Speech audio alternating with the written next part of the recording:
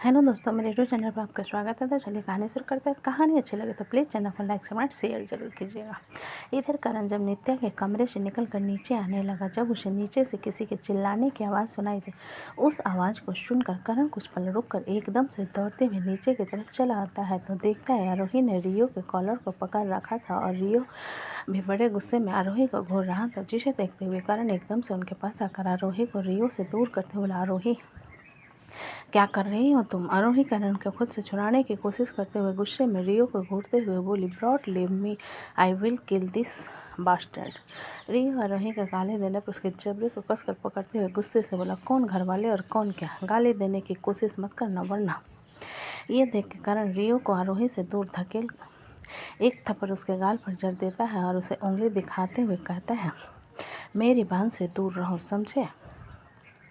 उन लोगों के झगड़े को देखते हुए पिपलो, जो कि बच्चों के साथ खेल रहा था, दौड़ते हुए रियो के पास आकर उसे पकड़ते हुए बोला, रियो क्या हुआ?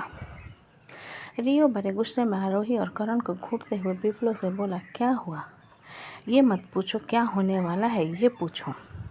आरोही रियो की बात सुनकर अपने दांत पीसते हुए बोले, यहाँ हमारी फैमिली फंक्शन में मुफ्त की दारू आकर पी रहे हो और ऊपर से मुझे अपना एटीट्यूड दिखा रहे हो, भिखारी।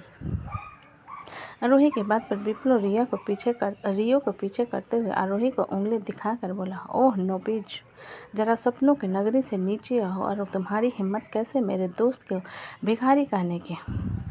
तुम्हारी खुद की क्या औकात है? शोभित विप्लो को बीच में देखकर जल्दी से उसके पास आकर बोला, विप्लो तुम चुप रहो। फिर करण की तरफ देखते हुए बोला, आरोही को कमरे में ले जाओ।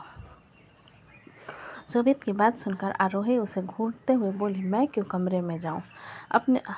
अपने इस पर बोले भाई और उसके इस भिखारी दोस्त को यहाँ से दफा करो। आरोही की बदतमीजी पर शोभित उसे गुस्से से घूरते हुए बोला, तमीज से बात करो।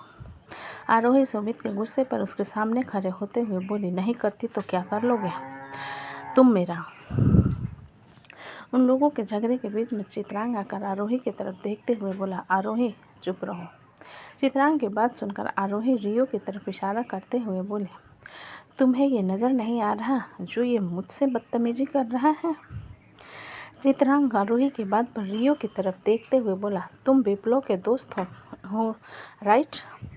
आरोही से क्यों झगड़ रहे हो? रियो चित्रांग के सवाल पर आरोही की तरफ इशारा करते हुए बोला, मैं यहाँ ड्रिंक कर रहा था, ये आकर मेरा ड्रिंक उठाकर पी रही है। मैंने फिर भी कुछ नहीं कहा, फिर उल्टा मुझे नौकर की तरह ऑर्डर दे रही है कि मैं उसके लिए स्नैक्स लेकर आऊँ। मैं उसका नौकर हूँ क्या? रियो की बात सुनकर आरोही एक व्यंग भरी मुस्कान के साथ बोली, बिना इनविटेशन के हम जैसे रईसों के फंक्शन को अटेंड करना और मुफ्त की दारू पीना भिखारी और नौकर लोगों का ही काम होता है।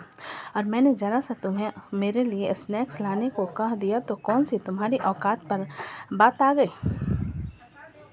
आरोही की बात सुनकर रियो करण और आरोही को एक नज़र घूर कर बोला, वो तो मैं तुम्हें बहुत अच्छे से बताऊंगा कि मेरी औकात क्या है, तुम बस रुको और देखो।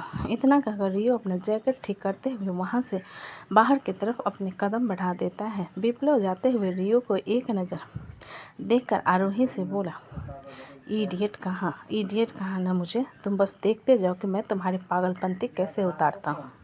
इतना कहकर विप्लव बिना किसी से बातें करे वहाँ से बाहर रियो के पीछे अपने कदम बढ़ा देता है। उन लोगों के जाने के बाद करण आरोही के हाथ को कसकर पकड़ उसे अपने साथ खींचते हुए ऊपर की तरफ ले जाता है। चित्रांग उन दोनों को जाता हुआ देख उनके पीछे जाने लगा, जिसे देखकर शोभित उसके हाथ को पकड़कर बोला, ये उसके और उसकी बहन के बीच की बात है। तुम अपनी वाइफ पर ध्यान दो जो तुम्हें कब से घूर रही है। ये कहते हुए शोभित माही की तरफ इशारा कर देता है, जो कि अपनी फैमिली के साथ बैठे चित्रांग को घूरे जा रही थी, जिसे देखते हुए चित्रांग अपना सिर हिलाते हुए अपने कदम माही की तरफ बढ़ा देता है। मृत्युंजय आराम के साथ एकांश को अपनी गोद में पकड़े बैठा सब कुछ देख रहा था, जिसे देखते हुए उसके बगल में बैठा कशिश बोला, मुझे एक चीज़ समझ नहीं आती, चावला फैमिली ने आखिर अपनी पागल बेटी को पागल खाने से बाहर क्यों आने दिया? मृत्युंजय एकांश के पतले नाजुक होठों को छूते हुए कशिश की बात सुनकर बोला, इकलौती बेटी है चावला परिवार के, अपने इकलौते भाई की शादी में कैसे नहीं आती। जिसे सुनकर कशिश मृत्युंजय की तरफ देखते हुए बोला, अभी जो झगड़ा हुआ बेवजह था। मृत्युंजय कशिश की बात सुनकर अपना सिर हिलाते हुए बोला, मुझे पता है जिन लोगों को अपनी फ्रस्ट्रेशन उतारनी होती है वो बेवजह के झगड़ा करते हैं। जिसे सुनकर कशिश तिरछी आंखों से मृत्युंजय की तरफ देखते हुए बोला, और तुम्हारी बहन। मृत्युंजय मीरा के जिक्र पर एक नज़र कशिश की तरफ देखने के बाद मीरा की तरफ देखता है जो कि सारे गेस्ट को अटेंड कर रहे थे। जिसे देखते हुए मृत्युंजय की आंखों के सामने कोई दृश्य आने लगा जहां मृत्युंजय 15 साल का था और मीरा 8 साल की थी और बार बार अपने दुपट्टे से फ्रस्ट्रेट हो रही थी और मृत्युंजय वहां पर आने वाले गेस्ट को अटेंड कर रहा था। आखिर में मीरा अपना दुपट्टा लेकर मृत्युंजय के पास जाकर मुंह बनाते हुए बोली, भाई इस दुपट्टे ने मुझे फ्रस्ट्रेट करके रखा है, मैं इसे फेंक दूंगी। जिसे सुनकर मृत्युंजय मीरा के सिर पर हल्का सा थप्पड़ मार अपने पैंट के पॉकेट से रबर बैंड और ढेर सारी पिन निकालता है, जिसमें से एक निकाल कर मीरा के दुपट्टे को पिनअप करते हुए कहता है, तुम्हारे कारण मुझे ये सब लड़कियों की तरफ पकड़ना पड़ता है। मीरा मृत्युंजय के मारने पर जो कि मुंह फुला चुकी थी, मृत्युंजय की बात सुनकर उसकी तरफ देखते हुए बोली, गलती मेरी नहीं है, गलती आप लोगों की है। ऑल टाइम मुझे अपनी तरह कपड़े पहनाते हो और जब भी कोई फंक्शन होता है मैं जानबूझकर मुझे इस तरीके के कपड़े पहना देती हैं जिसमें मैं बिल्कुल कंफर्टेबल नहीं होती। मीरा की शिकायत को सुनकर मृत्युंजय उसे ठीक से खड़ा कर उसके बालों को अपनी उंगली से संवारते हुए बोला, क्यूट लग रही हो। जिसे सुनकर मीरा मुस्कुराते हुए मृत्युंजय के बालों को छूते हुए बोली, आप भी हैंडसम लग रहे हो। मृत्युंजय मीरा के बात पर अपना सिर हिला देता है जब 8 साल का विप्लव कूदते हुए वहां आकर मीरा के बाल को खींचकर मृत्युंजय से कहता है, ब्रो ये लड़की लग रही है। उसके पीछे विकल्प आकर मीरा को देखते हुए मृत्युंजय से बोला, हाँ ब्रो ये लड़की लग रही है। जिसे सुनकर मृत्युंजय उन दोनों को घूरते हुए बोला, उसे क्यों परेशान कर रहे हो, वो लड़की ही है। विप्लव मृत्युंजय की बात पर मीरा के सामने आकर बोला, तुम लड़की हो ना, चलो मोम की तरह मुझे गाना गाकर सुनाओ। विप्लव की बात पर मीरा उसके पीठ पर मुक्का जड़ते हुए बोली, मैं क्यों गाना गाकर सुनाऊं, जाना चाची से कहना। मीरा के जोर से कहने पर विप्लव की आंखों में आंसू आ जाते हैं और वो मीरा के बाल को कसकर पकड़ते हुए गुस्से से कहता है, मीरा बंदरिया मुझे मारा तूने। उन दोनों के झगड़े को देखकर अमृत वहां पर आकर उन्हें एक दूसरे से अलग करते हुए कहा। मृत्युंजय को नाराजगी से देखते हुए बोला, तुम्हें इन दोनों को छुड़ाना चाहिए तो तुम चुपचाप देख रहे हो। अमृत की बात सुन मृत्युंजय मीरा की तरफ इशारा करते हुए बोला, वो लड़ सकती है इसलिए मुझे उसे छुड़ाने की ज़रूरत नहीं है और तू ज्ञान मत बांट मुझे। इतना कहकर मृत्युंजय मीरा के हाथ को पकड़कर उसे अपने साथ ले जाता है। जिसके साथ ही कशिश मृत्युंजय के कंधे पर हाथ रखते हुए कहता है, कहाँ खो गया। कशिश के कंधे पर हाथ रखने पर मृत्युंजय अपने सेंस में वापस आते हुए मीरा की तरफ एक नज़र देख अपना सिर नहीं में हिलाकर बोला, कहीं नहीं, वैसे मेहंदी तो ख़त्म हो चुकी है, हम कल सुबह आएंगे। जिसे सुनकर कशिश मृत्युंजय की तरफ देखते हुए बोला, अरे बैचलर पार्टी की तैयारी हुई है आज। मृत्युंजय कशिश की बात सुन एकांश को अपनी गोद में उठाकर खड़ा होते हुए बोला, मैं ड्रिंक नहीं कर रहा क्योंकि मेरे मेडिसिन चल रहे हैं, इसलिए मैं कोई और बैचलर पार्टी भी अटेंड नहीं कर पाऊँगा। मृत्युंजय की बात सुनकर कशिश अपना सिर हिला देता है जब महक वैशाली के साथ वहां पर आ जाती है। वैशाली को देखकर कशिश थोड़ा कंफ्यूज होकर बोला, तुम कहाँ जा रही हो। वैशाली कशिश के सवाल पर अपना सिर नहीं में हिलाकर बोली, हम कहीं नहीं जा रहे हैं, हम तो यहीं पर रहेंगे। जब अव्यक्त समृद्धि को मारते हुए वहाँ पर ले आता है, समृद्धि के दोनों गाल लाल हो चुके थे और उसके हाथ में चॉकलेट थी जो कि अव्यक्त के मुंह में लगी हुई थी। जिन्हें देखते हुए महक अव्यक्त से बोली, अभी अव्यक्त महक के बात को इन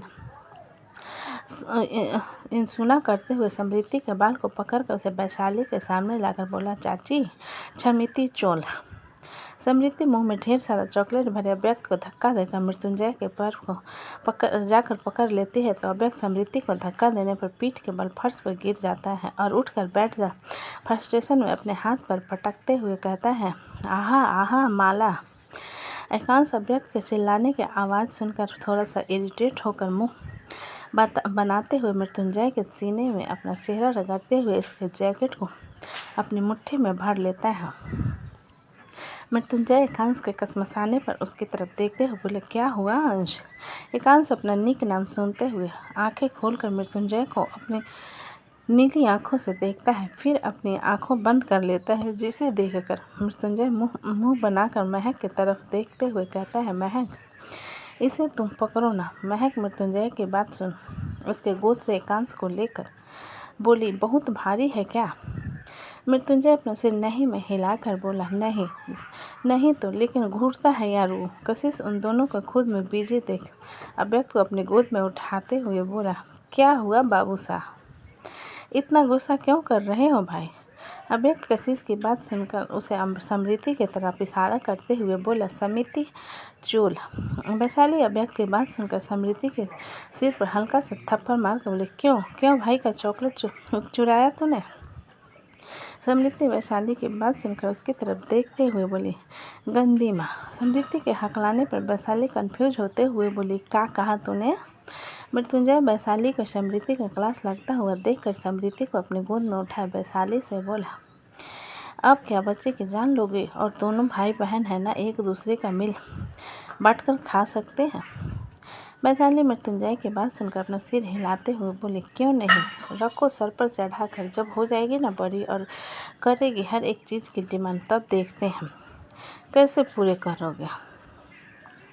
मृत्युंजय वैशाली के बात पर समृद्धि के गाल पर किस करते हुए वैशाली से बोला, मैं इसके सारे डिमांड पूरे करूंगा, तुम बस देखते जाना। अव्यक्त घूर के समृद्धि की तरफ देखते हुए मृत्युंजय से गुस्से में बोला, डैडा।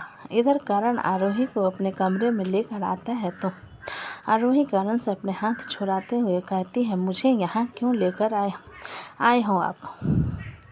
करण आरोही के बात सुनकर अपने दांत पीसते हुए बोला, क्या तुम जरा सा भी नॉर्मल बिहेव नहीं कर सकती रूही? आरोही करण की बात सुनकर अपनी आंखें चढ़ाते हुए बोले, मैंने कुछ भी गलत नहीं कहा, और सबसे ज़रूरी बात, जिस लड़की के लिए आपकी बहन ने इतना कुछ सहा, उस लड़की को आप अपनी बीवी बना रहे हो। आपको शर्म नहीं आती? जिसे सुनकर करण आरोही को बुरे तरीके से घूरते हुए बोला, तुम्हें नित्या के साथ ज़िंदगी नहीं बितानी है, मुझे बितानी है नित्या के साथ ज़िंदगी, इसलिए तुम्हें कोई फ़र्क नहीं पड़ना चाहिए कि मैं किसके साथ शादी करता हूँ। आरोही करण की बात सुनकर ताली बजाते हुए बोली, जिस मृत्युंजय सारंग के फैमिली ने मुझे पागल खाने में डलवा दिया, आज वो खुशी के पल के साथी हो गए हैं, और जो बहन बचपन से आपके साथ है वो दुश्मन। करण आरोही की बात पर सुनकर उसके चेहरे को पकड़कर उसकी आंखों में आंखें डालकर बोला, आरोही, मैं चाह रहा था कि तुम मेरी खुशियों में शामिल हो, इसलिए तुम्हें यहाँ लेकर आया हूँ। अगर तुमसे फ़र्क नहीं पड़ता तो मैं तुम्हें बुलाता भी नहीं यहाँ पर, इसलिए प्लीज़ सब कुछ नॉर्मल तरीके से होने दो। तो दोस्तों, कहानी कैसी लगी मुझे कमेंट में लिखें। अच्छी लगे तो प्लीज़ चैनल को लाइक करें, सब्सक्राइब करें और ज़्यादा से ज़्यादा शेयर। कहानी को पूरा सुनने के लिए धन्यवाद।